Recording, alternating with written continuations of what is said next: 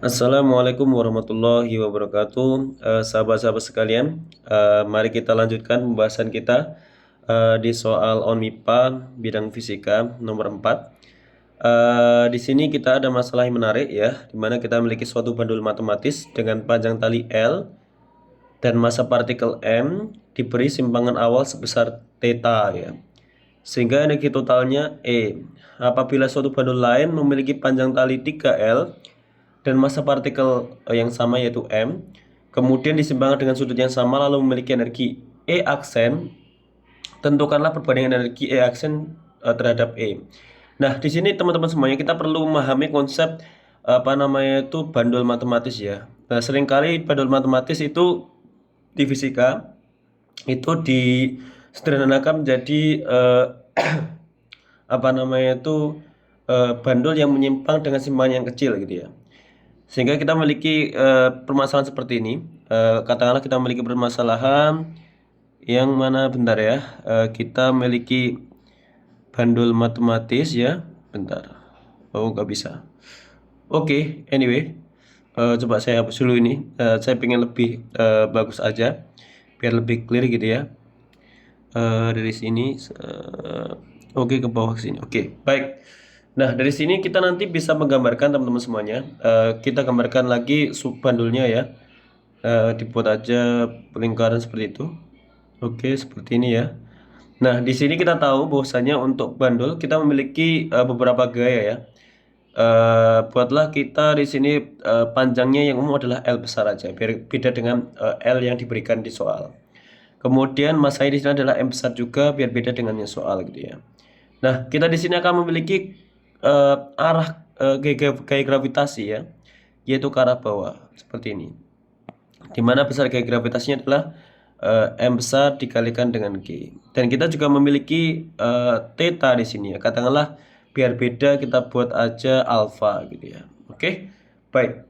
Nah, sekarang teman-teman semuanya pada kebanyakan case ya, kita di sini sering menyederhanakan dengan pertama-tama kita harus tahu komponen gaya yang mengarah ke tangensial ya, karena gaya tangensial inilah yang nanti berperan kepada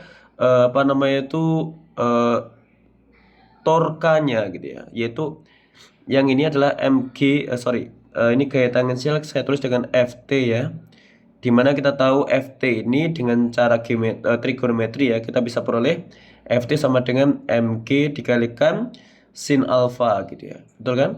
Nah, kemudian ketika kita menuliskan sigma torka gitu ya, maka kita akan memperoleh apa? Sigma torka pada benda M itu akan sama dengan I, yaitu ya itu momen inersia dari M itu, bandul itu, dikalikan dengan alpha double dot, di mana alpha double dot ini menyatakan percepatan sudut ya, turunan kedua terhadap waktu dari sudut, yaitu percepatan sudut gitu ya. Nah, torkanya di sini yaitu adalah Ft. Nah, karena perhatikan Ft itu menuju ke arah bawah ya, padahal alfa itu bertambahnya ke arah atas atau berlawanan jarum jam, sementara Ft itu memaksa bandul bergerak ke arah jarum jam, maka nanti torkanya harus negatif. Jadi perlu diperhatikan konsepnya ya. Jadi ketika torka itu menyebabkan pengurangan alfa, maksudnya berlawan arah dengan pertambahan alfa, maka nanti dia itu negatif. Nah, dan torkanya di sini kita bisa tuliskan minus karena berkurang ya, Ft ya, gayanya pada titik ini, dan dikalikan dengan jarak dari gaya ke titik poros yaitu L ya, dan sudut antara Ft sama L sekarang sudah sama dengan 90 derajat gitu ya, ataupun sin 90 derajat. Oke, dari sini sama dengan I alpha double dot. Oke, baik seperti itu. Nah, kemudian kita akan memperoleh apa? Minus Mg sin alpha dikalikan dengan L sin 90 derajatnya 1 sama dengan I kali alpha double dot. Nah, untuk kebanyakan case gitu ya, ataupun kita masuk ke bandul harmonis gitu ya, maka nanti kita bisa mendekati alfa itu sangat kecil gitu ya, sangat kecil. Sedemikian hingga nanti sin alfa itu mendekati alfa gitu ya, mendekati alfa. Nah, oleh karena itu, maka kita persamaan yang terakhir tadi kita bisa tuliskan dengan bentuk yang lebih singkat, yaitu minus Mg dikalikan dengan L dikalikan alfa sama dengan I alpha double dot gitu ya. Nah, dari sinilah nanti kita bisa membangun konsep energi itu. Oke, kita bisa membangun konsep energi. Bagaimana konsep energinya? Maka kita bisa lihat di sini. Saya di sini akan menuliskan I alpha double dot. Jadi teman-teman harus tahu alpha double dot itu sama dengan apa? Sama dengan eh, d omega per dt gitu ya. Oke, di mana omega itu sama dengan d alpha per dt, ya kan? Gitu ya. Nah, dari sini kita juga bisa menuliskan juga d omega per dt ini bisa kita tuliskan seperti ini. D omega per dt dikalikan dengan d alpha per d alpha. Ya, hanya trik saja gitu ya. Dan kemudian d alpha per dt ini, yang ini saya ubah lagi menjadi omega. Nah, sehingga alpha double dot nanti bisa berubah menjadi lebih singkat, yaitu adalah omega d omega per d alpha, ya kan? Seperti itu. Oke. Ini transformasi yang teman-teman harus sudah familiar ya. Transformasi alpha double dot, x double dot itu bisa menjadi kayak seperti ini ya. Jadi kayak gitu. Sedemikian hingga persamaannya kita tadi memiliki, maka nanti saya tuliskan di sini ya. Tadi kita bisa tuliskan menjadi kayak gini. I alpha double dot tadi menjadi I omega d omega per d alpha sama dengan minus mg L alpha, jadi gitu. Oke, baik. Nah, kemudian dari sini kita bisa teruskan lagi, kita bisa pindah ya di alpha ke ruas kanan gitu ya, ke sini. Oke, baik. Dan kita akan memperoleh apa? Akan memperoleh I omega d omega minus apa? Mg L alpha d alpha gitu ya.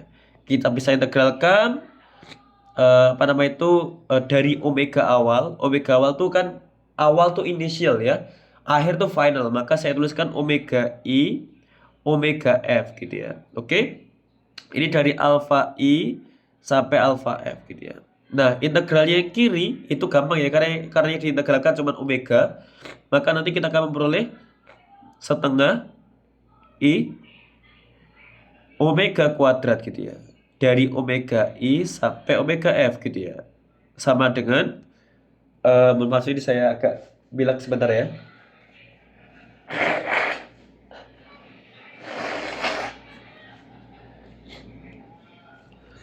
Dan yang sebelah kanan itu nanti kita bisa apa namanya itu tuliskan dengan minus mg L alpha kuadrat per 2 gitu ya. Oke, baik. Dari alpha I sampai alpha F. Oke, dari sini nanti kita bisa tuliskan secara lengkap jadi apa? Setengah I omega F kuadrat min setengah I omega I kuadrat yang ruas kiri ya, sama dengan minus mohon maaf ini agak apa namanya itu crowded ya, nanti saya pindah agak cantik di belakang, per 2 alpha F kuadrat min alpha I kuadrat. Oke, baik seperti ini. Nah, ini saya akan pindah ke ruas belakang biar lebih indah ya. Nah, kayak gini. Sebentar, saya tambahkan page dulu, bentar. Ini tambah page. Oke, baik. Nah, oke. Saya ulangi lagi, tadi adalah setengah apa tadi? Setengah I omega F kuadrat plus minus setengah I omega I kuadrat sama dengan setengah apa tadi? Karena minus dikalikan yang I menjadi positif ya, menjadi setengah MGL alpha I kuadrat minus setengah MGL alpha F kuadrat gitu ya. Seperti ini. Kalau teman-teman pindah yang negatif biar positif, nanti teman-teman akan memperoleh seperti ini. Teman-teman akan memperoleh bentuk yang lebih cantik lagi. Setengah I omega F kuadrat plus setengah MGL alpha F kuadrat sama dengan setengah biar sama ya urutannya, I omega I kuadrat plus setengah MGL alpha I kuadrat. Kalau teman-teman ingat ya, setengah I omega kuadrat itu apa kira-kira? Betul ya, itu adalah energi ataupun energi kinetik rotasi. Maka sebenarnya ini adalah persamaan energi teman-teman semuanya. Di sini adalah energi akhir, energi final, dan di sini adalah energi awal atau energi initial. Jadi gitu ya. Jadi gitu aja, simple seperti itu. Nah, sehingga persamaan energi untuk case bandul matematis kita sebenarnya adalah energi sama dengan setengah I omega kuadrat plus setengah mg L simpangan simpangan kuadrat gitu ya. Nah, pada case simpangan maksimum, ya ingat ya, konsepnya sederhana. Ketika teman-teman simpangkan kondisi maksimum, maka ketika simpangan maksimum itu kecepatannya 0, ya enggak? Simpangan maksimum, maka nanti kecepatannya akan sama dengan 0, atau di sini adalah omeganya sama dengan 0. Dari sini kita peroleh apa? Ketika misalkan simpangan maksimumnya adalah katakanlah theta, maka nanti energinya sama dengan setengah mg L theta kuadrat. Oke, baik teman-teman semuanya, bisa dipahami ya. Ini konsep energi yang harus yang dimengerti untuk bandul matematis gitu ya. Nah, dari sini kita tinggal memasukkan saja pada case yang pertama tadi ya. Pada case yang pertama, tali itu panjangnya L, masanya M, dan simpangannya theta gitu. Berarti nanti E yang awal sama dengan setengah, masanya adalah M, tetap G-nya sama gitu ya. Panjang talinya adalah L, theta-nya tetap sama ya, theta kuadrat. Oke. Sementara E aksen itu ada setengah, masanya tetap sama yaitu adalah M, G, cuman L-nya menjadi 3 L theta kuadrat. Nah, dari sini kita bisa memperoleh E aksen dibagi dengan E, kita bisa coret semuanya, maka nanti hasilnya adalah 3.